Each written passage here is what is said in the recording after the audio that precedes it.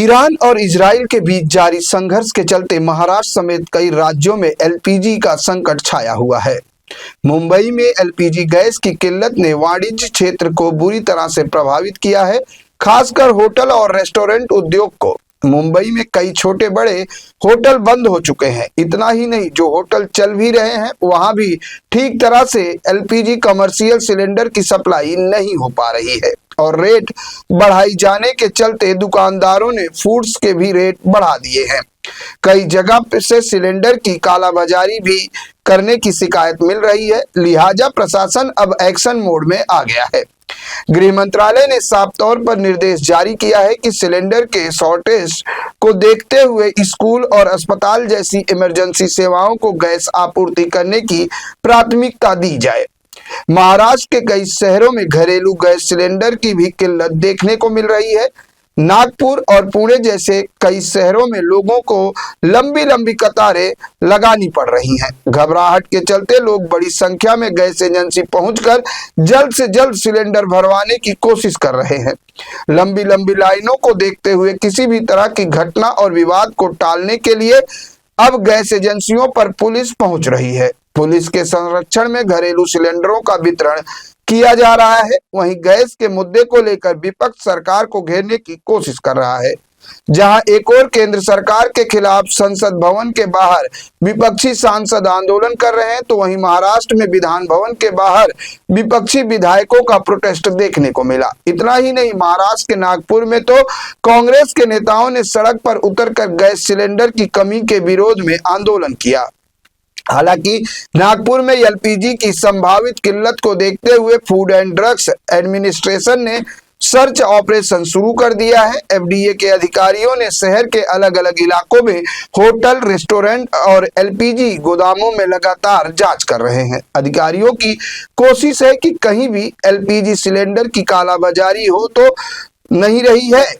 दरअसल प्रशासन को आशंका है कि कमी की स्थिति में कुछ लोग सिलेंडर का अवैध भंडारण कर सकते हैं या उसे ऊंचे दामों पर बेचने की कोशिश कर सकते हैं। इसी को देखते हुए और इसको रोकने के लिए कार्रवाई की जा रही है। मुंबई में गैस की किल्लत का असर अब सिर्फ होटल और रेस्टोरेंट तक सीमित नहीं रहा, बल्कि सरकारी दफ्तरों की कैंटीनों पर भी इसका असर साफ दिखाई देने लगा है। देश और एशिया की सबसे बड़ी और सबसे अमीर महानगर पालिका मानी जाने वाली बृहन मुंबई नगर निगम के मुख्यालय की कैंटीन भी अब इस संकट की चपेट में आ गई है। कैंटीन प्रबंधन के मुताबिक उनके पास अब कमर्शियल गैस का बेहद सीमित स्टॉक बचा है और हालात ऐसे हैं कि किसी तरह आज का दिन तो गुजरा जा सकता है, लेकिन कल के लिए कोई भरोसा नहीं है। हमारे पास अभी सिलेंडर गैस आधा ही बचा है। दिन में 2 सिलेंडर लगता है, लेकिन अभी जो 2 दिन से हम ना आधा ही सिलेंडर बचा के आधा ही आप तक बचा है। और 5 हमारे पास मतलब पहले 3 था इलेक्ट्रिक शेगड़ी, और आज हमने 2 इलेक्ट्रिक शेगड़ी बढ़ाया है, इसलिए हम 5 शेगड़ी से काम चला रहे हैं। अभी 40% कम हो चुका है वो काम डेली का, जो पदार्थ हम बना रहे हैं। सुबह का ब्रेकफास्ट, स्नैक्स, फिर लंच, वो कैसे बन रहा है, कैसे मैनेज कर रहे हैं? बहुत दिक्कत हो रही है क्योंकि वो इलेक्ट्रिक शेगड़ी पे बहुत टाइम लगता है। अच्छा, हाँ, इलेक्ट्रिक सिगड़ी में बहुत टाइम बहुत लगता है। समय लगता है। और गैस जो है आधा बाटला ही बचा आधा है। बाटला ही बचा है। और दोपहर तक आज लगता है ऐसा दोपहर तक ही काम चलेगा। उसके बाद वो इलेक्ट्रिक शेगड़ी पे जितना स्लो काम चलेगा उतना ही चलेगा काम। आगे कैसे करेंगे? आगे मतलब मैनेज करने का हम देख रहे हैं, बाहर से किधर सिलेंडर मिलेगा या नहीं मिलेगा। नहीं मिला तो फिर वो इलेक्ट्रिक शेगड़ी पे काम चलाना पड़ेगा। इलेक्ट्रिक सिगड़ी पे काम हाँ। लेकिन इलेक्ट्रिक सिगड़ी पे खाना पीना नहीं बन पाता है अच्छी तरह हाँ, से। सब कैसे मैनेज होगा सब? सब पदार्थ नहीं बनते जितना हम बना। अभी आज से ना हम 40 पदार्थ कम किया है डेली का। जो बना रहे हैं ना, हम 40 पदार्थ कम किया है डेली का। फिर भी नॉर्मल दाल, राइस और चपाती भाजी वगैरह कैसे मैनेज करेंगे? कैसे मतलब वो इलेक्ट्रिक शेगड़ी भी मैनेज कर रहे हैं हम, क्योंकि उसमें तो हो नहीं रहे। और सिलेंडर पे जो जितना हम बना रहे हैं 2-3 पदार्थ, उसमें ही आप सिलेंडर पे बना रहे हैं, क्योंकि आज दोपहर के बाद खाना खत्म होने के बाद वो तो इलेक्ट्रिक शेगड़ी पे काम चलाना पड़ेगा। इलेक्ट्रिक सिगड़ी पे ही काम चलाना वही और काम जितना उस पे बनता है वही बनाकर जो है लोगों को देना पड़ेगा, क्योंकि वो बहुत सारे लोग होते हैं कि हमारे बीएमसी के जो स्टाफ होते हैं वो तो घर से खाना ले जाते हैं, इधर से खाना नाश्ता करने के लिए। हाँ, उनका डेली का खाना है, उनको अच्छा सर्विस हम दे रहे हैं और हमें अच्छा नहीं लगता कि वो इधर आए और पूछे कि खाना नहीं मिल रहा है, इसलिए। फिर भी जो है कितने दिनों से ये प्रॉब्लम्स आप लोगों को फेस करनी हमारे इधर तो 2 दिन से, अभी पिछले 2 दिन से प्रॉब्लम फेस करना पड़ रहा है हमें। ईरान और इजराइल का जो वॉर है हाँ। इसकी वजह से एलपीजी या कमर्शियल सिलेंडर शॉर्टेजेस हो रहे हाँ। हैं पूरे देश में हो गए हैं, उसकी वजह से क्या कुछ प्रॉब्लम्स आप लोगों के कैंटीन में हो रहे हैं? कैंटीन में क्या, हमारे तो घर में भी प्रॉब्लम आ रहा है, हमारा घर का भी गैस नहीं बुक हो रहा है, इधर की बात छोड़ो, घर का भी नहीं हो रहा है हमारा गैस बुक। होटल्स की भी ऐसी स्थिति आ गई कि होटल्स जो है बंद करने की स्थिति पर आ गए। 20% होटल्स मुंबई में बंद हो हाँ। चुके हैं। क्या यस, कहना चाहेंगे? वो तो गैस का मतलब सरकार ने ना कुछ करना पड़ेगा, सरकार ने कुछ उसमें ध्यान देना पड़ेगा सरकार को, क्योंकि वो जो बोला था कि 1 महीने तक हमारे पास बहुत स्टॉक है, लेकिन अभी तो 2 दिन के बाद ही स्टॉक खत्म हो रहा है, ऐसा लग रहा है। वेंडर्स भी जो है ब्लैक मार्केटिंग कर रहे हैं, ब्लैक मार्केटिंग कर रहे पैसा हैं, ज़्यादा मांग रहे हैं। 500,000 ज़्यादा दे दो और लेके जाओ, ऐसा बोल रहे। तो इसका मतलब वो है कि आप सरकार ने ध्यान देना मांगते हैं जो भी है। फिर भी इतना बड़ा बीएमसी कैंटीन है, हाँ। कैसे मैनेज करोगे? कैसे मैनेज अभी इलेक्ट्रिसिटी पे ही करना पड़ेगा, उसके बाद जो जब तक नहीं मिलता है तब तक इलेक्ट्रिसिटी पे चलाना पड़ेगा, क्योंकि वो सर्विस देना तो हमारा फर्ज है। Thank you. दिक्कत क्या है, यहाँ सिलेंडर 2-2 महीने में आ रहे हैं, हमको सिलेंडर नहीं मिल रहा है।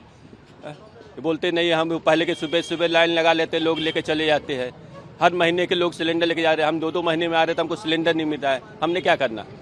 अभी हमको इतनी तकलीफ हो गई है, रमजान का महीना चालू है, हमको शहरी अफ्तारी के लिए सामान इकट्ठा करना पड़ता है, क्या करेंगे हम? अब वो तो नहीं मैं बता सकती अब, पर सिलेंडर के लिए आओ काम धंधा छोड़ के, और सिलेंडर नहीं मिलेगा तो हम खाना काहे के पे पकाएंगे और काम को कैसे जाएंगे? हम गरीब इंसान काम करेंगे तभी तो लाएंगे ना कुछ भी। तो यहाँ क्या बताया गया आपको? या अभी मंडे के दिन आओ बोले, और एक तो नंबर लगाओ तो नंबर भी नहीं लगता। आओ बोले मिल जाएगा बोले, तो अब मंडे के दिन आना पड़ेगा। अब 2-3 दिन बनाओ चूल्हे पे। कल आई थी तो वापस कर दिया उन्होंने, सिलेंडर नहीं दिया। मेरे बच्ची स्कूल की है, हाँ? फिर भी बोलते कि लाइन लगाओ, पीछे जाओ। मैं बोले एक तो भी दे दो, तो नहीं दिया। घर में कोई पकाने वाला साधन नहीं है, इसलिए वो बोलते कि कल भी नहीं मिलेगा। तो इतने दूर से आई मैं नारी से। बहुत ही मुश्किलों का शुरुआत हुई है, और गैस के लिए हम लोग हर एक व्यापारी से पूछ रहे हैं, मतलब गैस सिलेंडर जो सप्लाई करते हैं उनको, लेकिन उनके पास गैस ही नहीं है। तो बोल रहे हैं साहब क्या करें, हमारे पास है ही नहीं, तो हम कहाँ से सप्लाई करें? जहाँ पर गैस के गोडाउन होते हैं या जो लोग गैस लाकर आमतौर पर आपको देते हैं, उनसे आपने बात करनी चाहिए, वो कितने दिन का वेटिंग जो है वो बनाने के लिए? नहीं, उनके पास कोई जवाब नहीं है, माल ही नहीं है, कॉमर्शियल माल है ही नहीं, ऐसा बोल रहे हैं। अभी हम लोग बड़े मुश्किल में आ गए हैं। वर्तमान में कितने दिन का स्टॉक जो है आपकी दुकान पर, आज या कल भर चलेगा बस। और उसके बाद का क्या? यदि डीजल भट्टी है हमारे पास में तो जितना काम हो सकेगा उतना करेंगे, वरना बड़ा मुश्किल है। आप कितने समय से इस लाइन में हो? आपने पहले भी दिक्कतों का सामना? नहीं, कोई खास ऐसी दिक्कत नहीं रही पहले। एक ज़माना था कि सिलेंडर मिल जाते थे, अब सिलेंडर का जो युद्ध से बहुत मारामारी हो चुकी है, बहुत ही मुश्किल हो रहा है। अभी टेंशन में आ गए हम लोग कि कैसे हम लोग का आगे चलेगा। कितने दिन जो है दुकान खुली रहेगी अगर गैस नहीं मिला? क्योंकि आपने कहा डीजल भट्टी से जो काम कर पाएंगे वो कर पाएंगे, और डीजल नहीं मिला तो वो भी बड़ा मुश्किल में हो जाएगा। आखिरी सवाल, क्या मांग करेंगे सरकार से? जो परिस्थितियाँ चल रही हैं, यदि भारत में यदि गैस का कहीं रिफाइनरी वगैरह हो तो गैस सप्लाई करने का काम करें।